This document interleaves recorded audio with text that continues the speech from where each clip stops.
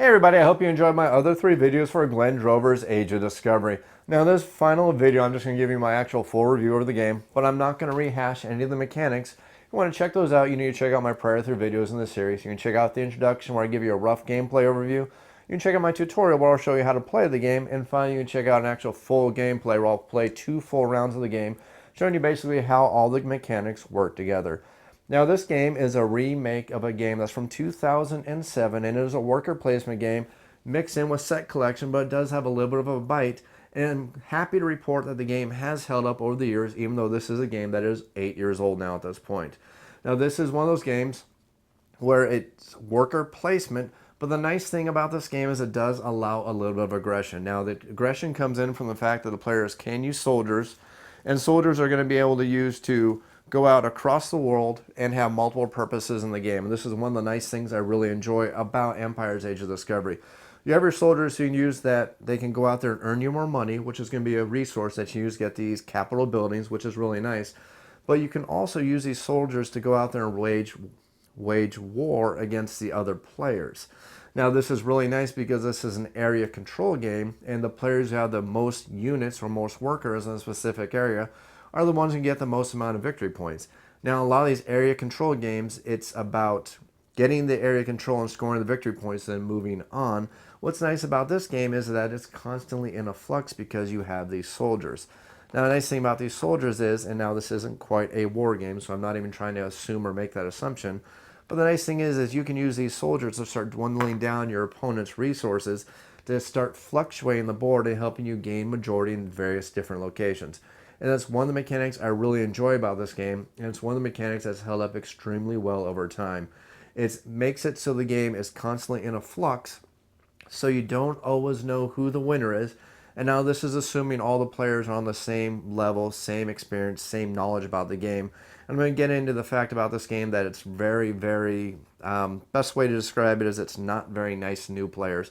But I'll get into that in just a few minutes here. I just want to say that when you're playing with a group of players, where all the players understand the basic mechanics of the game, it's very nice because with the multiple scoring rounds and the final scoring round and the fact that you can start removing your opponent's units from the board to help you gain these area majorities, it ensures that the game is never dull and you never feel like you don't stand a chance because you can always get the units, start taking out of your opponents, and hopefully start capitalizing on their mistakes while you try to minimize your own. I'm also a huge fan of how many variants are built right into the game right out from the get-go. These aren't online variants that you need to download. These are variants that are included right in the rulebook, and all these variants change up the game. Some of them quite a bit, can even change up some of the strategies and the basic strategy of how you really play the game. Now some of these variants I think are actually really fantastic for teaching new players. For example, and I showed this in my tutorial video, there's one variant that instead of making all the capital buildings completely random, you make the Age 3 capital buildings known to all the players so they know exactly what they're working for. And as I said in my tutorial video, I think it's a fantastic variant to include when you're teaching new players how to play the game.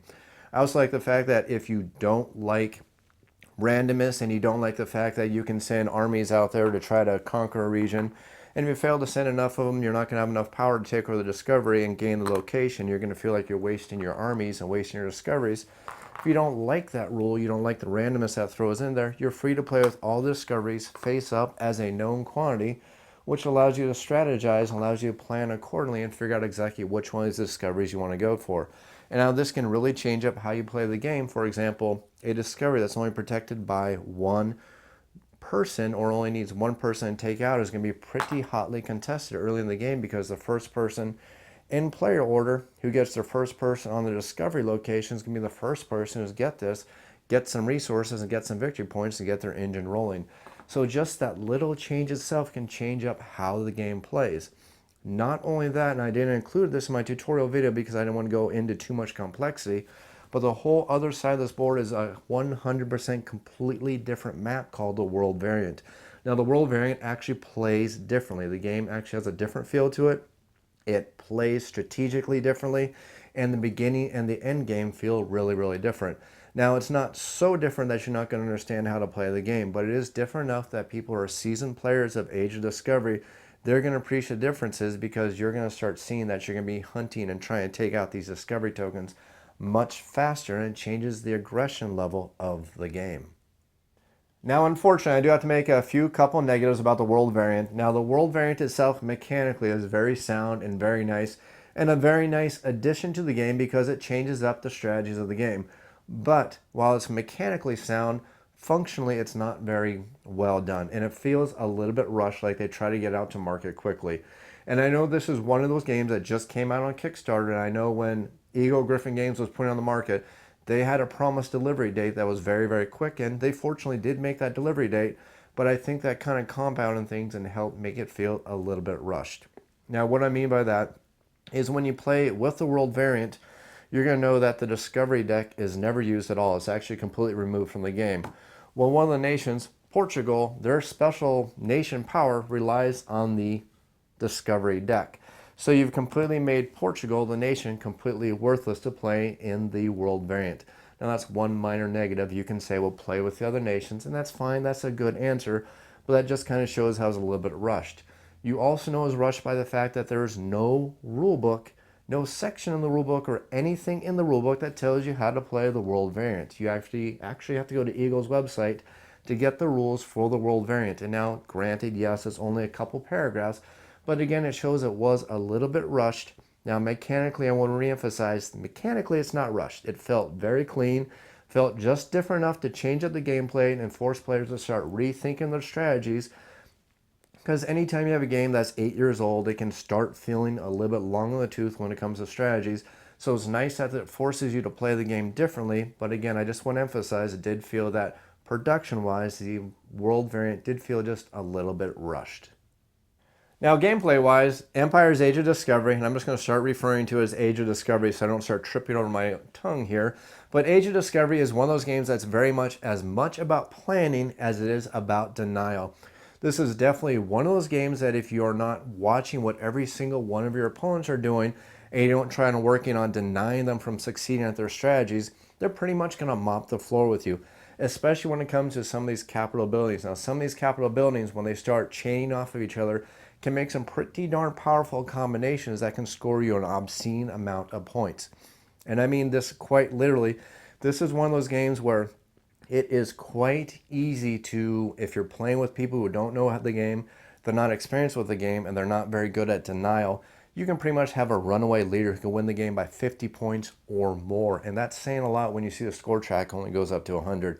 I have literally managed to wrap the scoreboard going up to about 140 points while the other players haven't even broken 100 after the final scoring tally has been taken, just because they were more worried about their own strategies than instead of trying to stop me from getting my own strategies, getting my machine rolling, and then just start raking in the victory points with the great trade routes, especially with some of these Age 3 discoveries. Some of these Age 3 discoveries can really, really chain off of each other, especially if you know they're coming, especially if you've been planning for them, and especially if you've made your empire, your resources, and your general engine just good enough to start raking in those final victory points at the end of the game.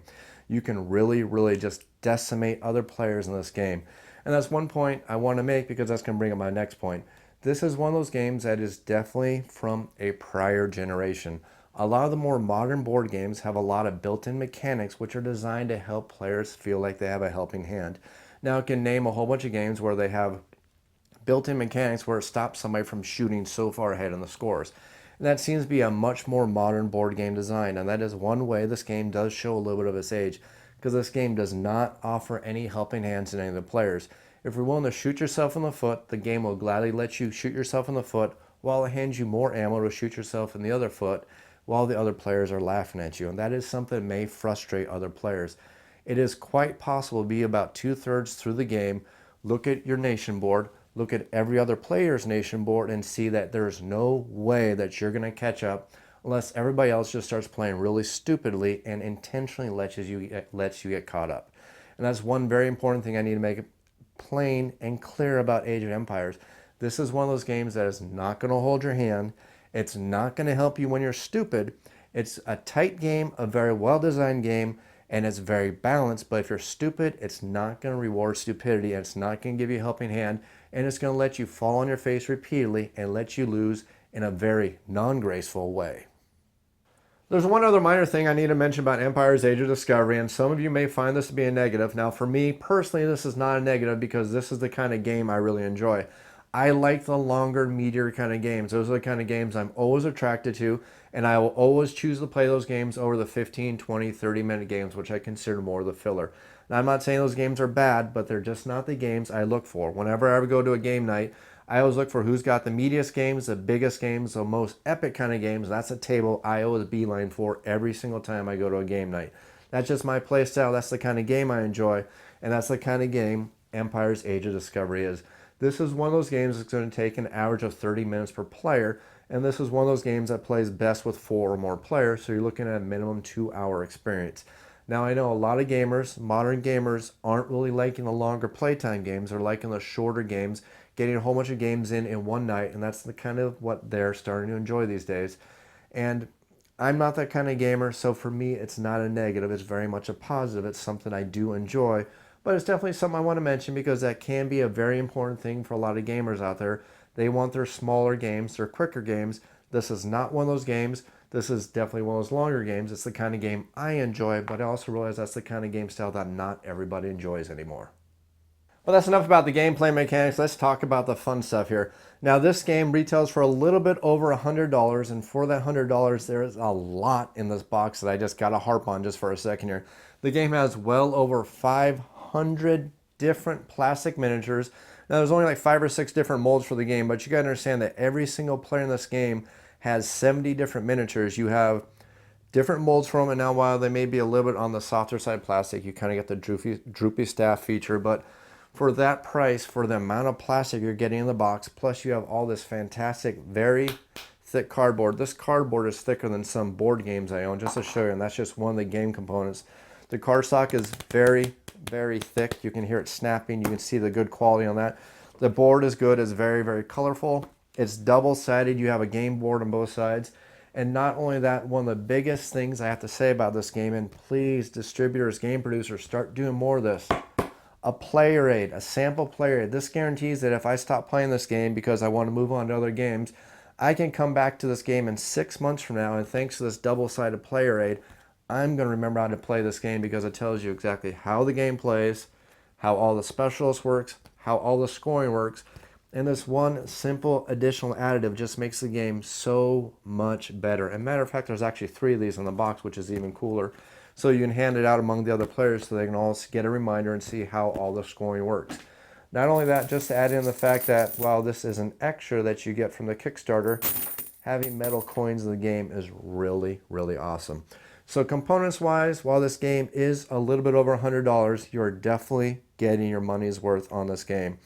Now, just to avoid sounding like a little bit of a hypocrite here, I do have to throw in one little thing here.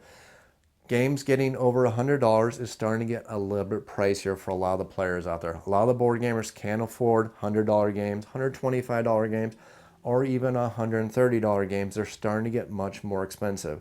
Now, this is something I mentioned when I was talking about Cthulhu Wars, and I'd be a hypocrite for not mentioning it here again, so I'm going to mention it here again. I'm going to say, with all these fantastic components, all those wonderful quality, yes, you are definitely getting your money's worth out of this game.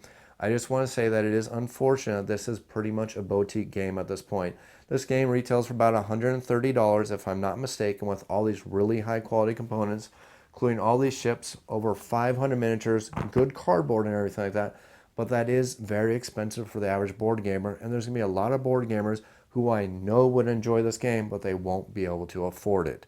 So I'm going to give the same plea I gave to Cthulhu Wars, and hopefully eagle-gryphon Games will hopefully one day bring back the original version of the game at a slightly lower price point, maybe $60, $70, so more gamers can enjoy this game. But I don't see that ever happening, so that does kind of put this game in the boutique quality, boutique category, which I do find very, very unfortunate because there are a lot of people who would definitely enjoy this game who just can't afford the $125 price tag. Even though, just like with Cthulhu Wars, you're getting your dollar value there, you're getting your dollar value here, but that is still a pretty high dollar value for any average board gamer to throw out on one board game. There's just one other thing I want to cover before I wrap everything up so this video doesn't go too long here.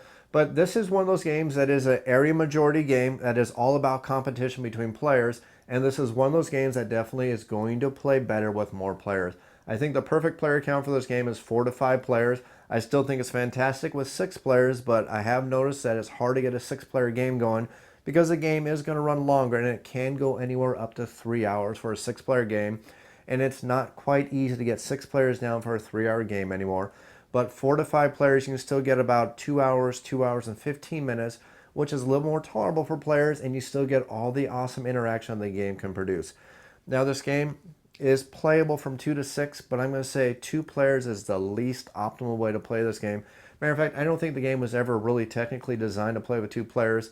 And the reason why I say that is you can see some of the capital buildings that are very, very unbalanced in a 2-player game, to the point that if anybody wanted to play this game as a 2-player game, I would actually go through all the capital buildings for every one of the ages, and I know there's some capital buildings from every single age I would actually pull from the game before I play with a 2-player game.